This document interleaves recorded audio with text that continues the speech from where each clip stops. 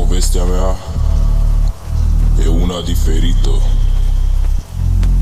Povestea mea nu se compară ca celorlalți. Povestea mea începe cu traume. Povestea mea începe cu chinuri. Povestea mea este destul de grea. Tocmai de aceea nu m-am dat bătut niciodată. Și îi mulțumesc lui Bunul Dumnezeu pentru talentul pe care mi l-a dat,